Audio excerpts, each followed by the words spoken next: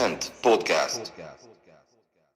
Hey everybody, this is Matthew, and I'm coming back with another Scent Spotlight here on the Scent Podcast.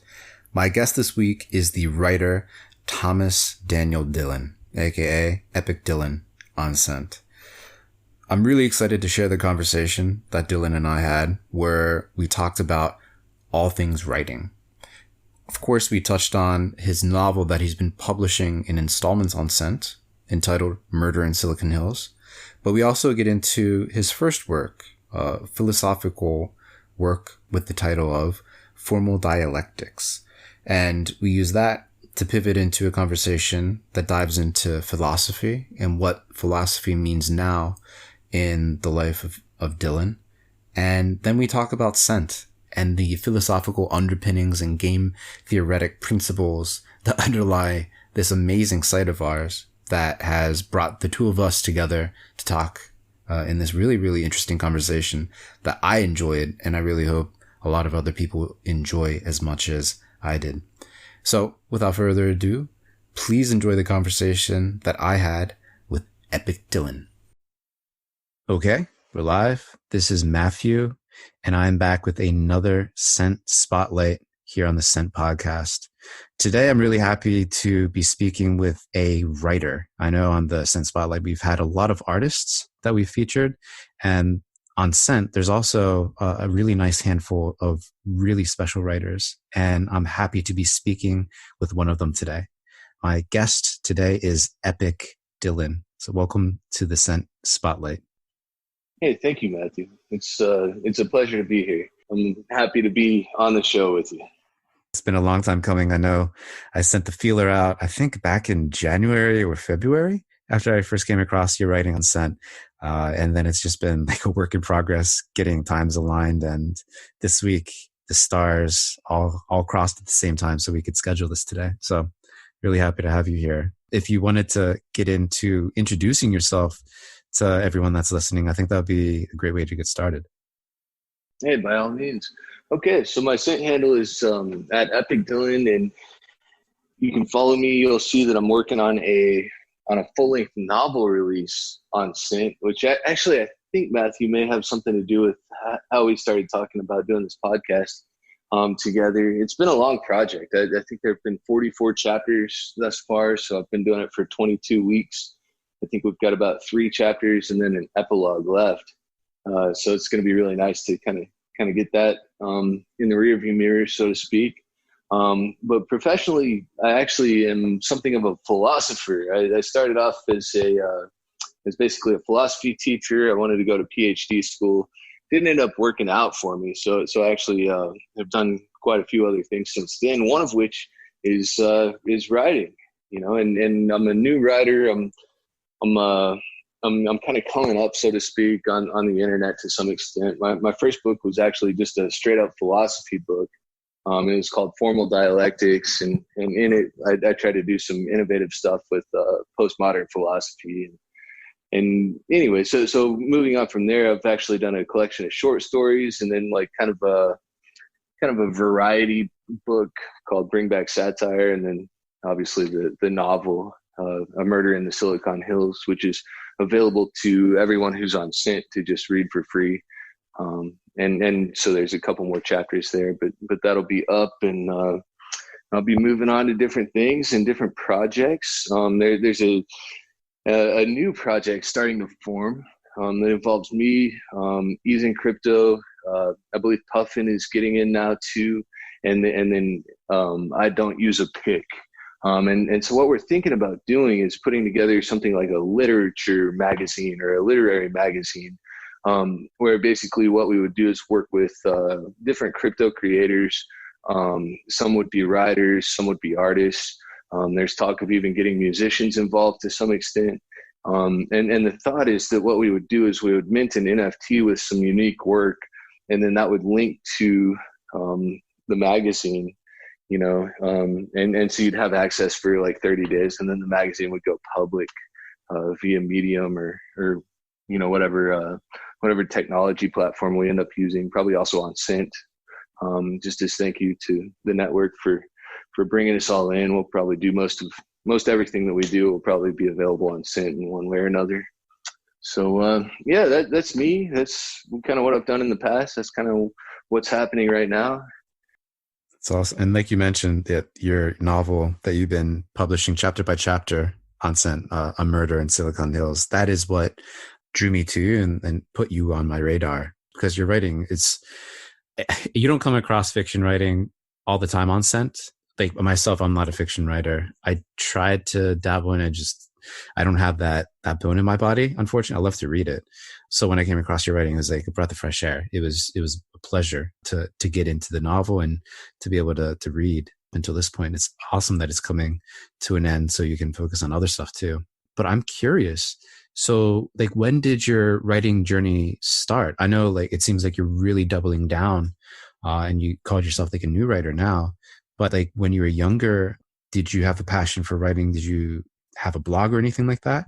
Like, when did your actual writing journey start? Oh man, yeah, it's been a long time. I think the first thing I ever wrote was a novel about like a Tyrannosaurus Rex going into space that was like 7 pages long when I was like maybe 12. Yes, bring that that's out. on Put that Even on Crypto's podcast, The Window. Yeah, and he asked me like, hey, like, so are we gonna see like a revamped version of that? Like, I want to see the dinosaur in space. That sounds good. Sadly, I haven't completed that little project yet. But since then, it's been kind of a long and complicated journey. I mean, my you say that fiction may not be a bone that you have in your body, and well, I tend to kind of agree. Like I almost kind of feel the same way in some sense, because what I started with, when I realized I could write was when I was writing essays. That was the thing back in high school. I actually won a competition my senior year as part of academic decathlon. I wrote a perfect essay. So that was kind of the first feather in my cap, where I was like, wait, like maybe this is something I could kind of do. And then obviously, getting a philosophy degree and then a master's in philosophy, I had to write all the time. So there was quite a bit involved with that as well. The fiction is a little bit like yoga, though. I mean, it's tough to write. Like the goal is to get into the characters' heads and try to figure out what they would actually do, and then put them in these ridiculous situations and just let them act it out. And it's definitely not the easiest creative flex to perform, so to speak. I'm not sure that I want to do much more with it, but I don't know. Writing short stories is kind of a fun little pastime for me, Yeah, you kind of touched on it, but the process behind putting together a full novel, I think a lot of people at one point in their life, you hear it all the time, where people say they want to write a novel and they never end up finishing it. You're almost at that endpoint with Murder in Silicon Hills. What has your process been to kind of put everything together, to storyboard the characters and put them through these the scenarios that they find themselves in throughout the story? Like, how did you conceive of it and start to execute it? Well, I mean, so the reason that I started the novel was because I thought that a novel might sell better than a philosophy book and better than a collection of short stories. It's just a unit. It's just out there. People don't have to know anything else. They can just come pick it up and read it. And I decided to write formal dialectics back in the day because I just had to. There was sort of this calling that I felt. And I remember years and years ago, I was talking to a guy about it in the bar over like a drink. And it's just like some random person. And yeah, I kind of explained the core concept to him. And he was like, oh, that sounds amazing. You should definitely write a book about it. So I had to. You know what I mean?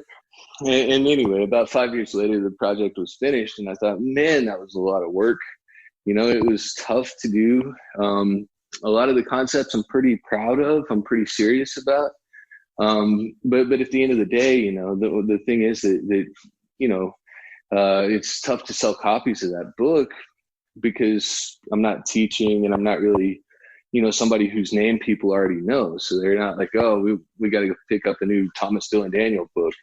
It's more like, who's this guy?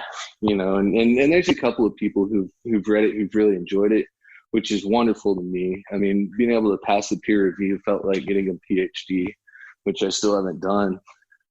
But basically the logical continuation, once you've figured out the skill, of how to put a whole book together, and you've done something really hard.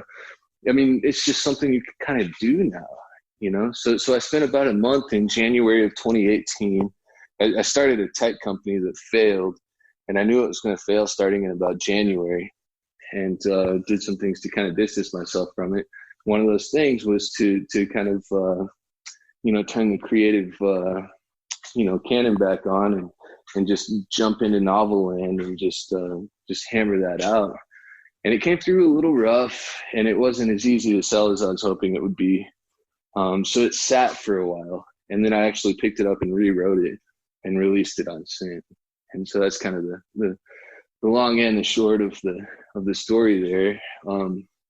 I think, the idea for it was basically, I wanted to tell the story of my company had it been successful, and, still, I think 90% of startups fail within the first year, and the vast majority of those cases are actually issues between the co-founders.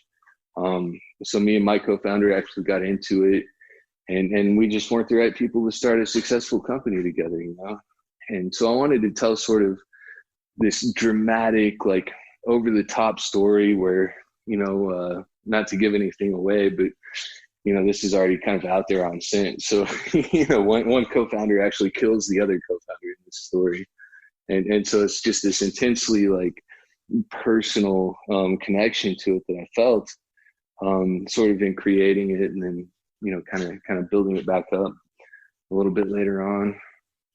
And man, I mean, really and truly, like there's kind of a moral truth there, which is that you have to be able to move past that sort of fallout for success to be what comes from it. So, it's just kind of a cool way to walk people through a little bit of technology, a little bit of startup culture, a little bit of what that whole entrepreneurial life is in sort of the context of this murder mystery, that's going on. It's kind of like a Hardy Boys story or something. I used to read those all the time when I was a kid. So I think when I started off, that was the structure.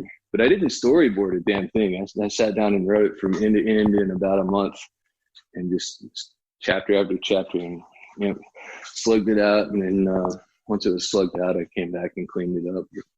That was about it. That's cool. It definitely sounds like a nice cathartic exercise too, after wrapping up a startup or an experience like that. Killing your co-founder in the novel or something. No, I mean, I wish it wrapped up into that neat of a little package. But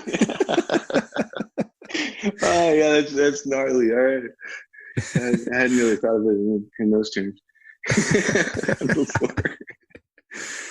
But like, obviously, you're super widely read, having been a philosophy major at the undergraduate and graduate level. I'm sure you've read your fair share of books in your lifetime too. Are there any particular writers or authors that have deeply influenced you and inspired you to kind of just write in general, but then maybe write in a certain particular style? It'd be interesting to hear that tale of the inspiration of other writers on you. Certainly. Yeah, I think my top three influences in terms of fiction are, and this is probably a bad thing from an artistic standpoint, but Chuck Palahniuk, Albert Camus, the French philosopher, and Charles Bukowski. Because, I mean, they all have sort of this minimalist style that focuses more on the plot and pushing the plot forward than it does on, I mean, there are no like, sunrise colored lilacs, in any of these stories. It's very cut and dry. It's very, dry prose, I would say. And I think sometimes people pick up things that I've written and they look at it and they think, well, like this guy's telling this story, but at the same time, it's kind of tough to connect with because, we're not getting the visceral, sort of sensation of what it was like to be that person in that moment. and I think of it as sort of a minimalism that's kind of crept in because these other guys just have these ways of delivering meaning uh, without all of the adjectives, and I find that to be a very uh, sort of appealing style. If I'm going to sit down and read, probably because I like the philosophy so much. I mean, if we're being real about it. And then, well, on philosophy, I'm curious to hear for someone that's pursued that in terms of studies and then writing that work that took you 5 years to publish. Like, what is philosophy? What does it mean to you?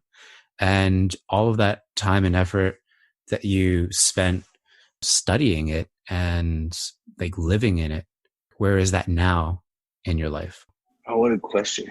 That's phenomenal. Thank you for asking me that. Um, wow. Yeah. Yeah. What is philosophy? That's a question that I was recently asked by my niece Harper. I told her what I studied, and she said, well, what is philosophy? And I gave her kind of a short answer that didn't really satisfy her curiosity or my desire to answer the question. But, 10-year-old attention spans being what they are, you got to kind of keep things short. And so I decided I'm going to write a medium piece, and I'm going to say, what is philosophy? I'm going to take it apart, and in 1,000 words, try to really break the concept down.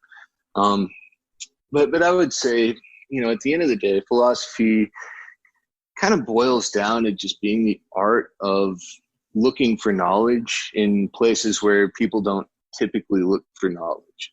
Because technically, if you go out and you do a physics experiment, what you're doing is philosophical. Anytime you ask a question, why? Why is DNA structured as a double helix, right? Could be a philosophical question at the end of the day, but there's arisen this empirical sort of discipline to answer questions like that. We call it biology, right? And, at the end of the day, I would say that all of science is still in one way or another sort of indebted to philosophy, just for, the simple reason that you don't ask questions that give birth to sciences without doing some philosophy first. Now, where that's left me in my life, I suppose I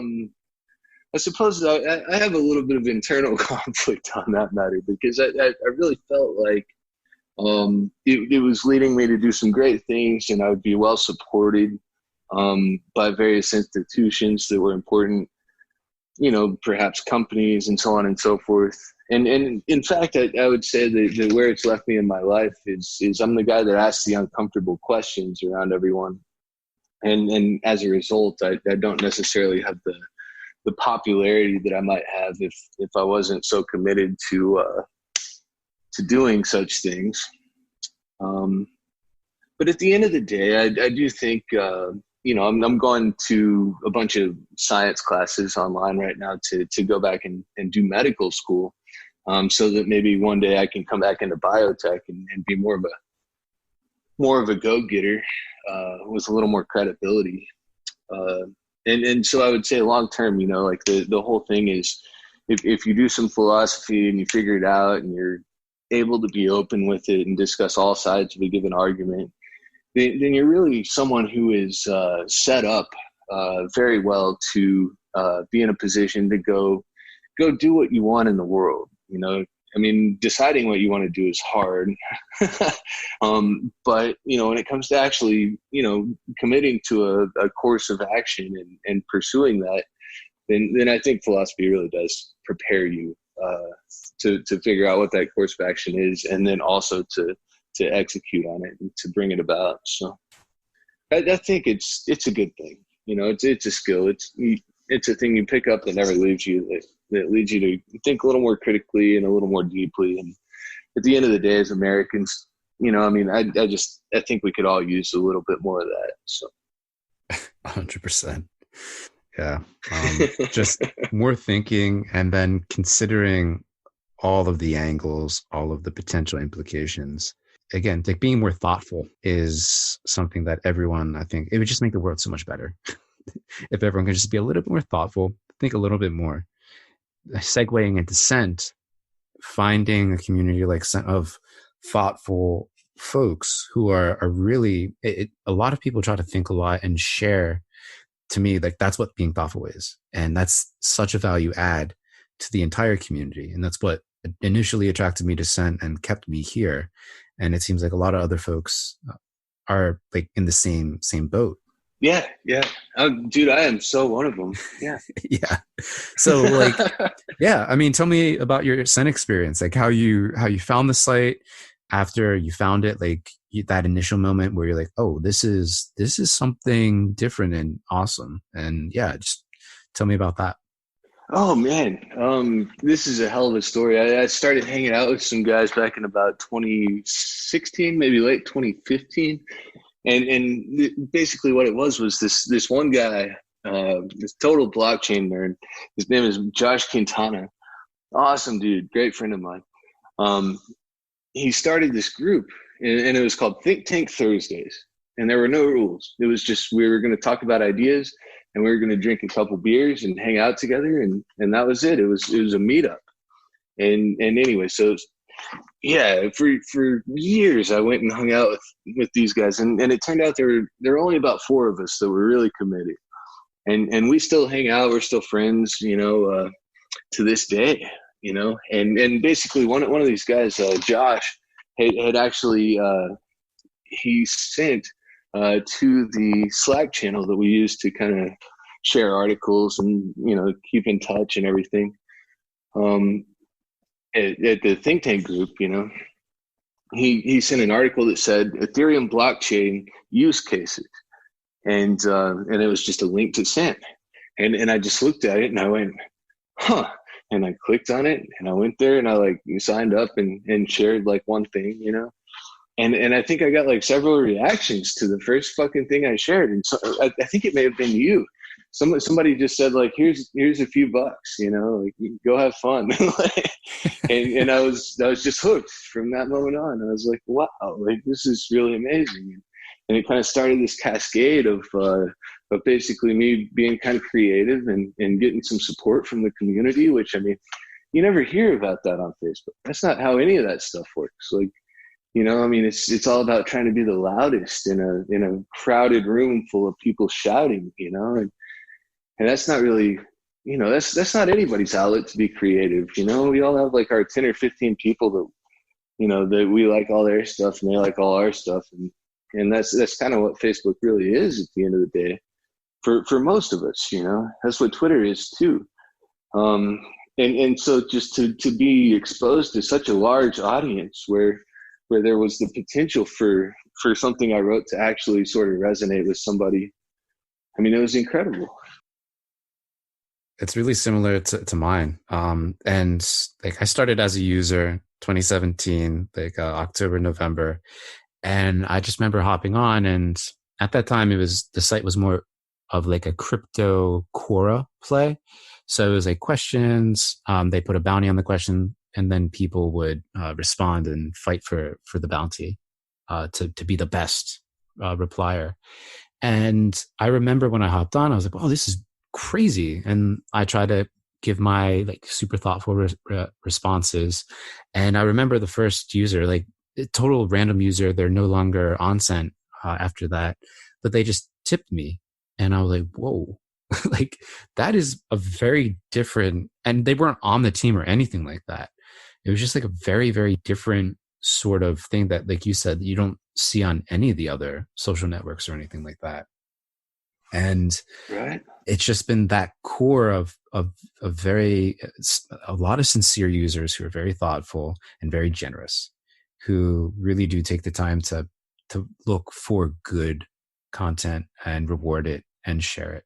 That has just, it's fed my engine for like being passionate for life and wanting to do better and grow and like all these other things. It's just an incredible site. Like again, I'm on the team, so like, yeah, I'm definitely drinking the Kool-Aid, but coming to the project as a user first, I feel like I can say this. No, as a philosopher, man, I think there's got to be something to this idea that having a vested interest in the way the conversation goes. I mean, Jaron Lanier, or I guess Lanier.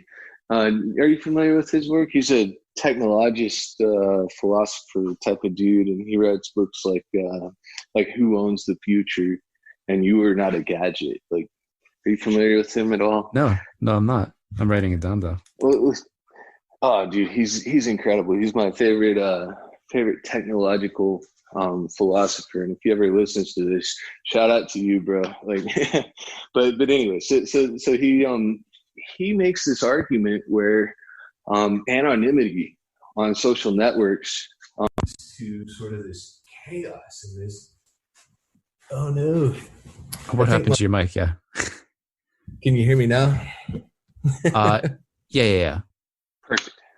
All right, but yeah, so Jaron Lanier makes this argument that anonymity in social media just leads people to be bastards to one another, and I actually think that the Scent Network is a refutation of that argument, and I think it shows that having, I mean, like, well, let me just ask you, how many times have you cashed out your Scent Ethereum stash and taken it to the grocery store and bought groceries with the money? Me personally, never. Neither have I. Nobody I've ever talked to has ever done that. There's been a couple users who've done it, like who are coming from, I mean, they have financial situations that preclude them from just respending it on Scent. But yeah, those are definitely minority examples. Most people just constantly reinvest it in the platform. Well, and so there's this incentive, it's monetary, but it isn't tied to all the other systems that we generally think of when we think of money. I mean, people aren't paying their rent yet with Scent. I know that's the goal, but we're not there yet.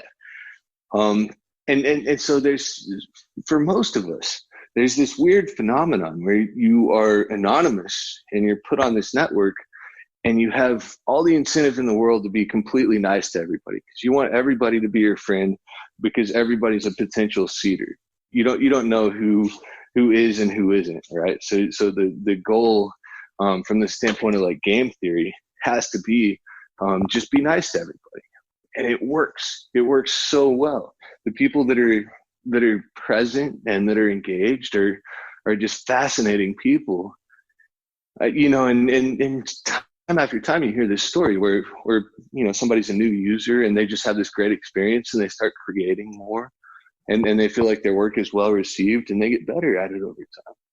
I mean, it's got to be unique to Scent, right? Like, it's amazing that it feels unique to Scent. I definitely think it is.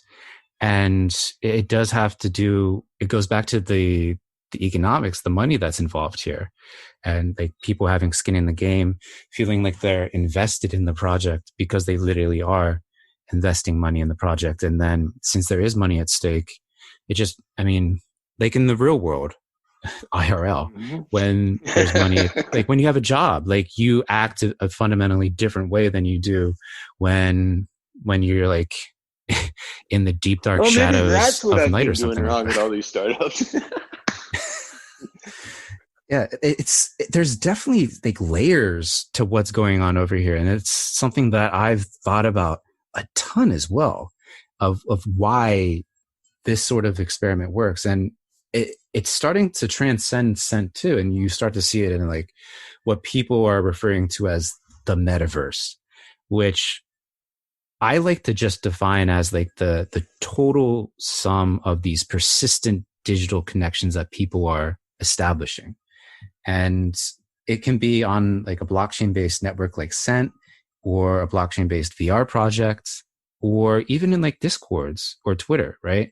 Things that like our relationships are basically purely digital with one another. Like a lot of people don't know who the other person is in real life, but they have these digital connections that they maintain with like maybe a similar name, or they just link across these other digital accounts, and they're persistent. Like they're not going away. They can come back in, they drop in whenever they want.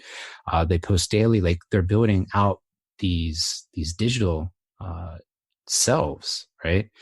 And the economic layer that crypto provisions that runs through all of these digital connections, because it is digital or internet money, like that is kind of what is emerging, and Scent is like one of the best examples of that and one of the earliest examples of that actually happening, and showing how like it changes the way that people are acting when that money can be connected with stuff like that.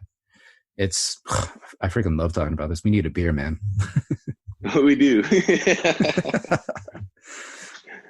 But I mean, we could get super lost in the weeds here. So getting towards something that we talked about before we actually started recording, and I think you mentioned at the top of the show, was this idea of how you can start tokenizing writing, and that's being informed by a collaboration by other sentients. I think Easy and Crypto, I don't use a pick and puffin, you mentioned.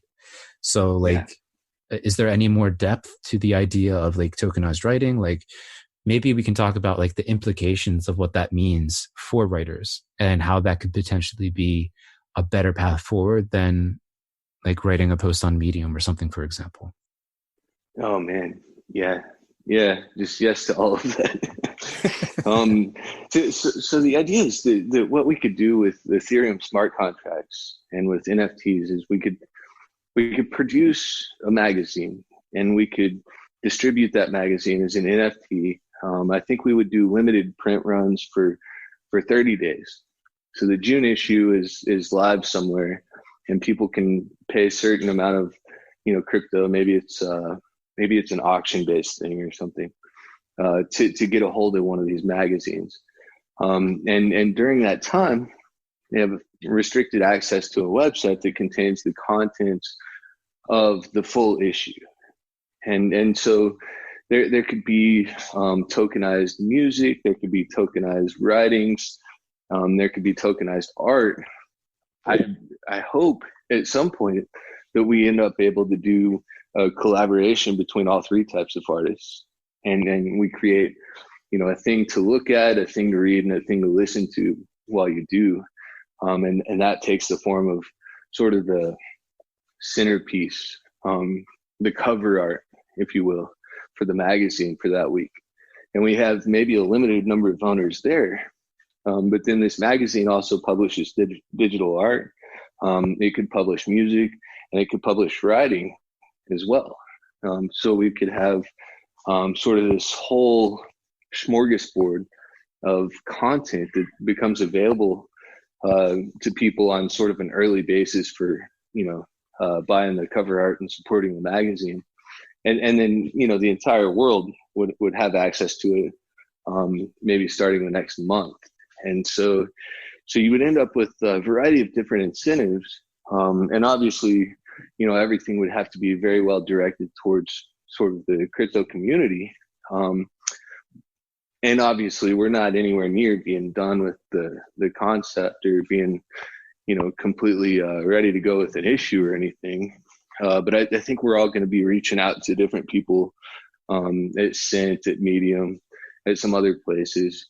And what we're going to try to do, I think, is come up with sort of some proto issues that maybe we'll just run at Medium and Cent or something like that, to kind of put to juxtapose some different creators and some different creations. And then from there, basically the idea is going to be to kind of snowball it a little bit. And then once it gets big enough, we'll just start tokenizing and just figure out what works. Lean startup all the way. Totally. And well, I mean, we covered a lot of ground so far. I mean, I think we can keep talking all day, but before we go, I just want to make sure that we talked about everything. Is there anything else you want to talk about? And then if not, I would love to give you the opportunity to plug all the channels that people should be following you at. I know you were promoted on Medium the other day. Shout out from Andrew CM about your article, Seriousness is a Problem, or your essay rather. He really loved that. I thought it was great as well.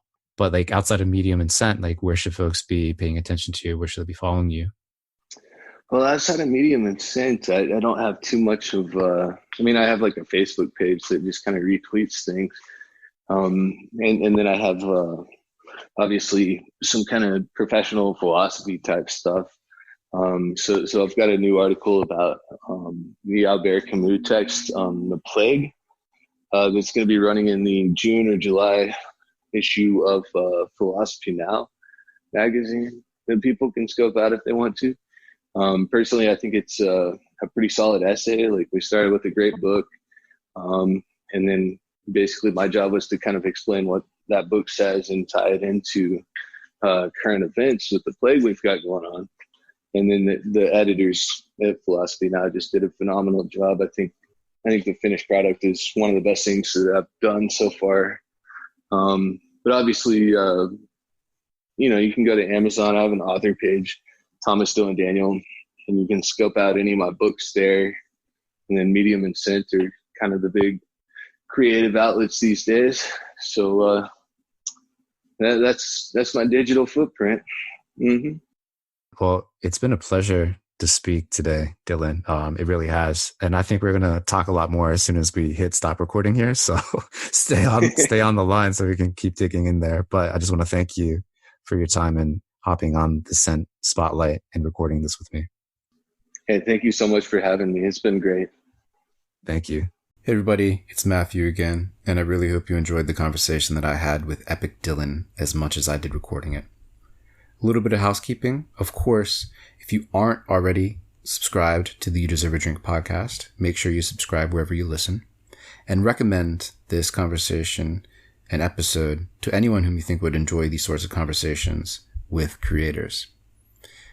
This week, make sure you keep an eye out for a classic throwback edition of the You Deserve a Drink podcast.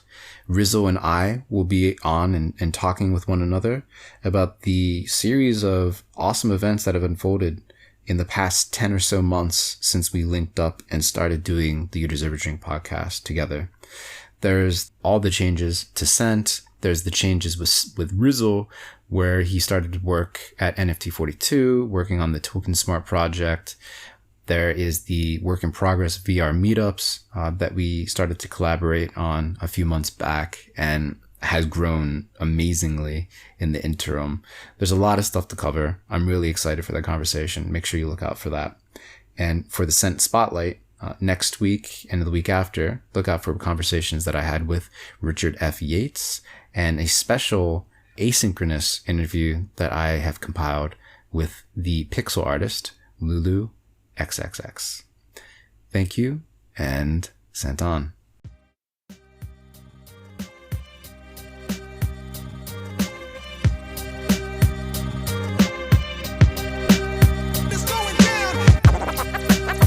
Scent Podcast.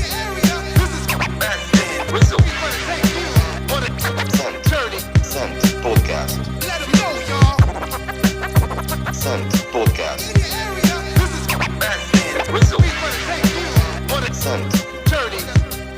Scent Podcast.